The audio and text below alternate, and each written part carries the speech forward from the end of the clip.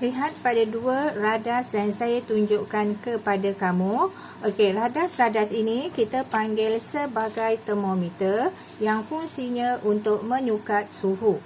Okey, apa maksud suhu? Suhu merupakan darjah kepanasan sesuatu, darjah kepanasan atau kesejukan sesuatu bahan.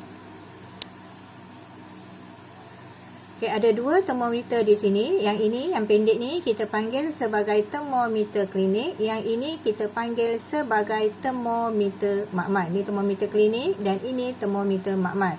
Termometer klinik ini fungsinya untuk menyukat suhu badan manusia. Sementara termometer makmal ini digunakan di dalam makmal untuk menyukat suhu sesuatu bahan yang hendak digunakan. Okey, kita lihat satu persatu. Benaan termometer makmal dan juga termometer klinik. Okey, kita lihat benaan termometer makmal. Okey, ini termometer makmal ini diperbuat daripada kaca dan di dalam ni, okey, so, tak berapa nak nampak, nanti saya akan tunjukkan. Di dalam ni ada satu bahan yang kita panggil mercury. Okey, satu bahan yang kita panggil mercury. Kalau awak nampak lain kecil, awak nampak lain halus ni, awak nampak lain halus ni, inilah dia ada mercury. Okey, dan bahagian yang ini, okey, bahagian yang hujung ni kita panggil sebagai berbuli.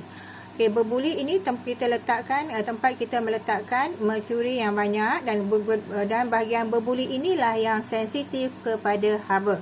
Okey, jadi bila kita masukkan termometer ini, pastikan berbuli ini tenggelam dalam cecair atau bahan yang kita nak sukat suhunya, dan pastikan bahagian hujung berbuli ini tidak menyentuh dinding bikar atau dinding bekas. Kalau menyentuh dinding bikar atau bekas, maka kita sebenarnya menyukat suhu bikar atau bekas tersebut. Okey, tengok dia punya bacaan. Okey, kalau awak tengok di sini, awak tengok di sini, dia kata negatif 20.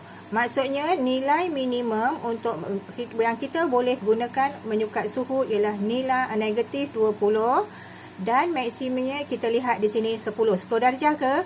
Bukan 10 darjah. Okey, dia di sini awak lihat 100. Okey, nampak tak? 100.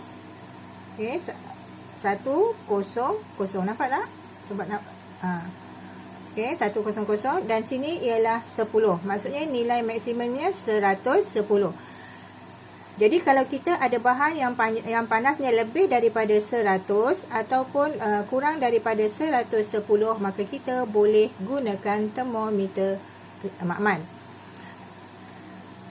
Okey, kita lihat pula termometer klinik. Okey, termometer klinik fungsinya untuk menyukat suhu badan manusia, sama juga. Okey, ini bahagian berbuli yang kita kena masukkan dalam bawah lidah atau celah ketiak. Dan kemudian di dalamnya sama juga ada mercury. Dan kita lihat termometer ini dia boleh menyukat. Saya cuba zoomkan. Okey, dia boleh menyukat daripada 35 darjah hinggalah kepada 42 darjah. Kenapa tak sampai 100? Sebab suhu maksimum badan manusia hanyalah pada 42 darjah. Dan kemudian di sini pada badan termometer ini ada senggatan, dan setiap satu senggatan ini membawa nilai 0.1 darjah Celsius.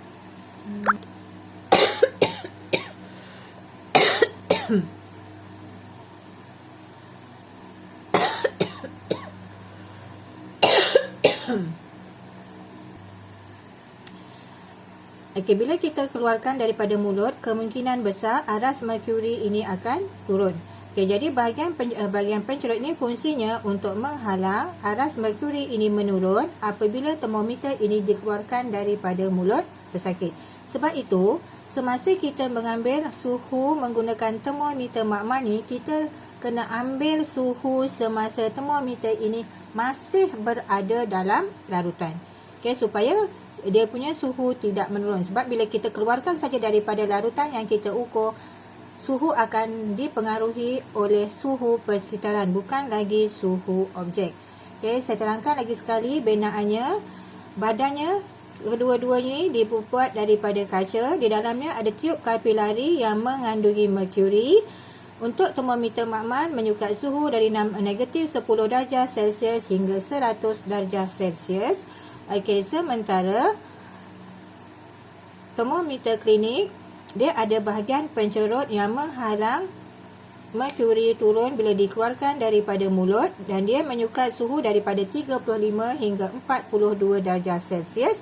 Dan setiap satu senggatan ini untuk termometer klinik bernilai 0.1 darjah Celsius.